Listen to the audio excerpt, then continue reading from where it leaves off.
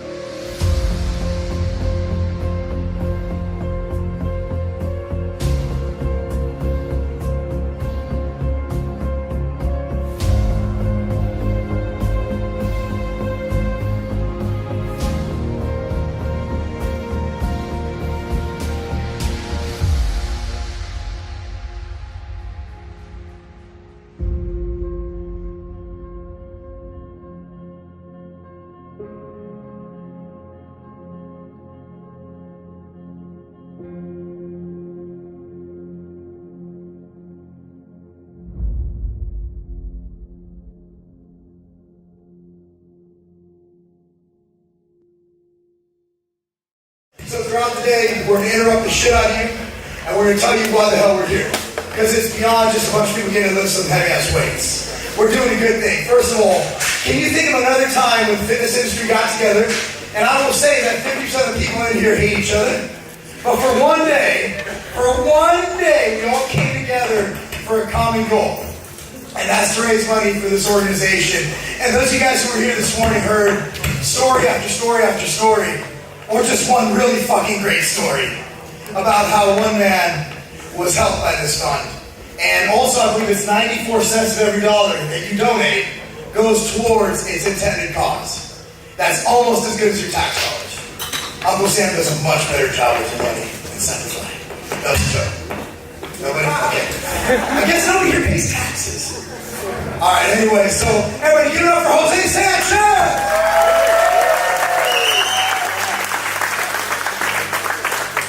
Everybody having a good time? Yeah. Alright, just before we start, hey, I'm just gonna speak. I didn't rehearse this, but I'm gonna speak freely, and if I cuss, hey man, I'm sorry. So earmuffs or whatnot, man. But my name is Jose Luis Sanchez, born and raised in San Antonio, Texas. Grew up in the west side of the fucking neighborhood, yeah. So it was all fucked up. So I was in and out of drugs, bad people, bad shit going on all day, every day. The only thing that kind of saved me was playing sports. So throughout my high school, I fucked around, smoking and joking, until my senior year. I wanted to fucking get out of that neighborhood, go to college and play football in college. But then I tried to rush for some yards, and I ended up fracturing my foot. And I was like, fuck, my foundation, that was the first time I realized failure was that time.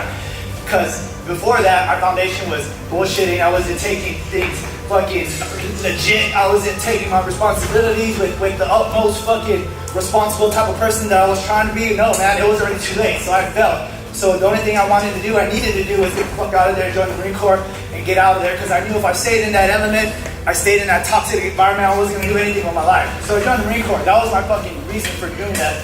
So at age of 20, I grew up real fucking fast, man. I went to Iraq, Ramadi, with 3-8, man. So that shit was fucking like the Wild West, man. Day in and day out, people getting shot up, getting fucking killed. IEDs, SVD IDs, small arms fire, fucking all day, every day was some shit. God willing, like, I survived that shit. And then I went on to fucking Guantanamo Bay. I went on to Fort Recon. And then I went to First Anglo Cove. And then I went to Afghanistan 2011, worked with the British and the ANA. Fucking doing the same shit, all day, every day. 2 weeks from coming home, I was on ground patrol. And I stepped on IED. I was conscious for the whole thing. And the thing that I felt, and I realized at that moment was, fuck, I let my Marines down. My training, I fucked up my training. I didn't train hard. So I felt like a failure. Like, I let my fucking Marines down. I didn't do a good enough job. And I was like, fuck this, man. And all this shit was happening in my mind, going on, and it was just overwhelming. I was ringing in my ears, dust all over the fucking place, everything settled. I didn't see anyone. And then at that moment, man, I was just like, fuck this, man.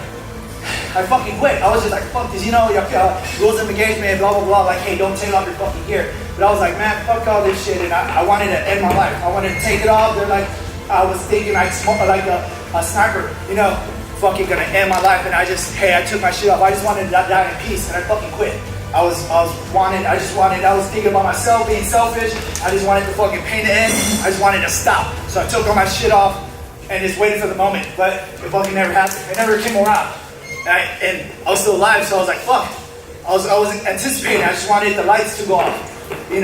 I didn't think about anybody but myself, and that shit never happened. So I was like, fuck. Well then, I gotta fucking start putting on the tourniquets. The British came, medevaced me, blah, blah, blah. I came back here to San Antonio.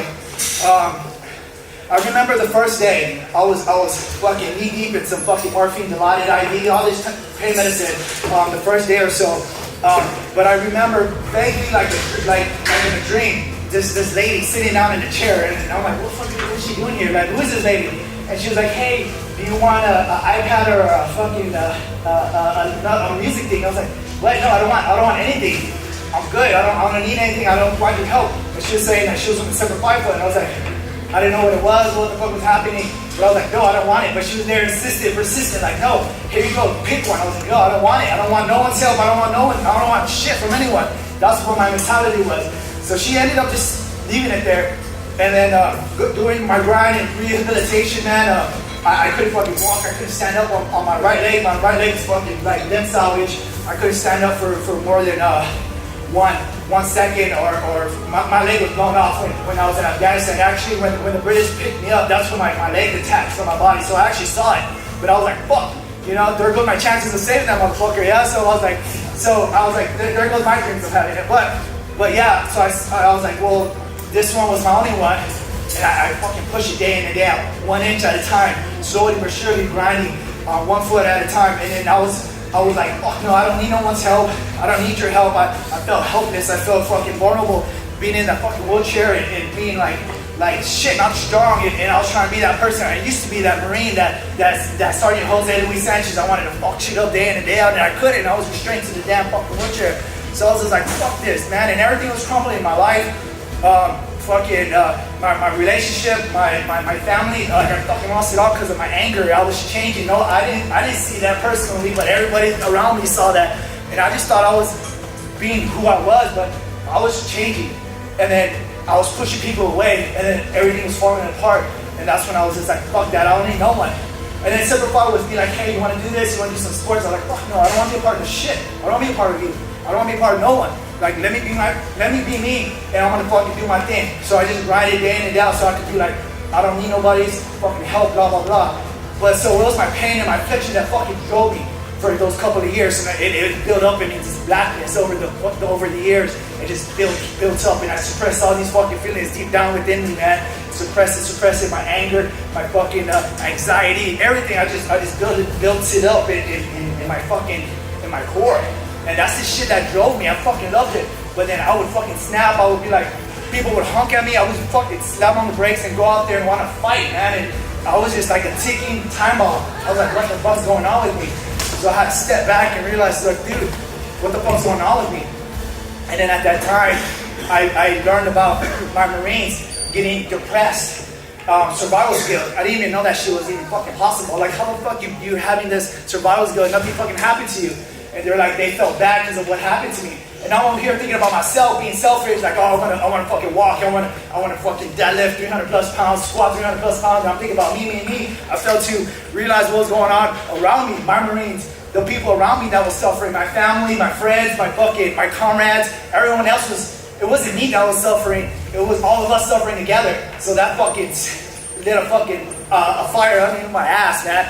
And then for the longest time, these guys had sent me a flag, a box with fucking letters, but I kept it closed in a box for like 2-3 years. I never wanted to open it, read the letters. I was like, fuck no. I kept it locked up, collecting dust. And then at that time, I went in there, I opened it up, I opened up the flag. It was written by all my fucking Marines. It was flown in Afghanistan over the AOs that we ran.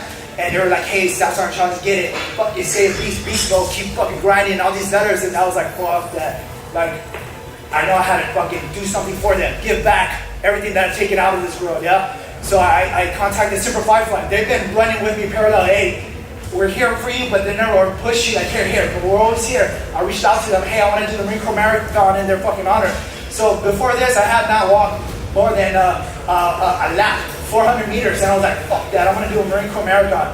And the first time I registered it, I was like, yeah, my body, spirit, I'm going to do the Marine Corps Marathon 2015 in their honor. And I ran with a flag, with Super Firefly, with the flag, and commemorating that and all the sacrifices that everybody's struggling together, but one team, one fight type of shit, yeah? So I did that, and it made me come forth and be like, hey, I want to get back to the community, and Super Firefly has helped me grow that way. And I know from day one, they've been there. From the day I was in the hospital, when I needed to go home, they provided us with a van so I could go in my damn fucking wheelchair into the van and go home. Some assistance, and it was just like, they're fucking been there day in and day out, man, and they're still here. And I ran with them with the Boston Marathon trying to get back, and they're fucking special, man. Like, you hear, there was one time, let me give you a fucking personal experience. Like, I had reached out to a program, an organization, like, hey, I need to start doing my resume, I need to start doing this, blah, blah, blah. They're like, hey, we're busy, we can't get with you right now. And I was worried about my family, like, what am I gonna do? Like, I'm gonna retire, like, what about money? What about my job? What the fuck am I gonna do? How am I gonna provide? And then 2 years later, they called me back, like, oh, hey, I heard that you're trying to reach us to get a job. I was like, fuck, dude, that was like 2 years ago, man. I could have fucking ate shit a long time ago. But the point is, Supervisor's been there on the dime, man. Like, when you call them, they're like fucking there. And that's from Personal Spirit. I'm not here bullshitting you. This is from what I experienced, and they get back 100-fold. And I've seen it change lives, man. from 360, man, from where they're at, like, oh, I can't do this, to being like, fuck yeah, fucking season today, fucking shit up. So I just want to say thank you all, man, for coming together for a great cause. Individually, we're vulnerable, but together we can fuck some shit up raw, yeah?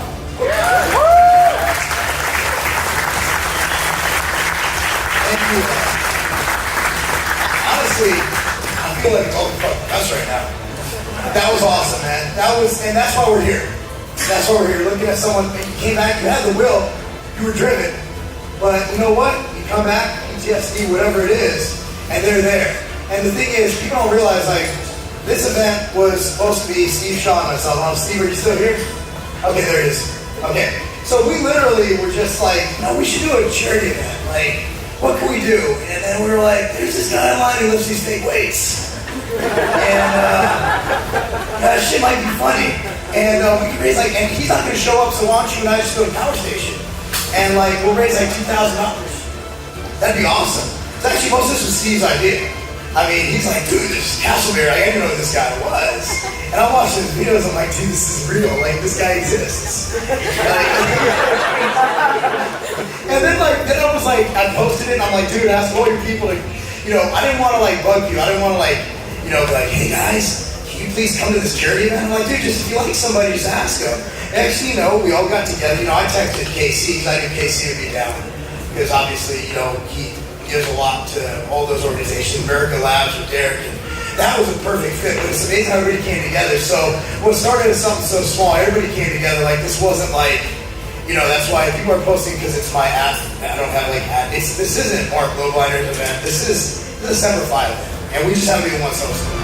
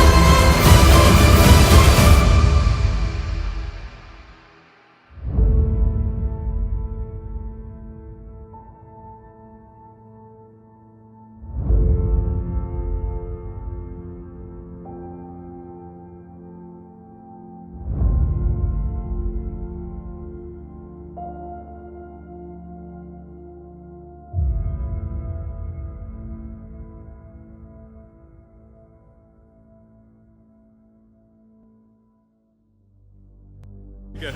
Doug, you're being missed here, man. Seriously. It's hard being... Awesome. Yeah, I mean, but... Without you. But we're managing, and Honestly, that's what's important. honestly, Doug wasn't allowed here because he wouldn't pass the drug test. So, I mean, we're allowed every drug except for Trenbolone. And Doug loves Tren. Doug loves him some Tren. Natural. His natural 23-inch arms. He's like Hulk Hogan. My 23-inch pythons, brother. He's my boss. I got no opinion on shit. I got plenty of opinions. I see. The thing is, so Doug owns retail stores. I own a retail store. We both own brands. Yeah. So we have the perfect relationship. We should just get married. We're buddies that like are competing with each other. It's a married couple. But we also sell each other's stuff. You guys are probably better off than married.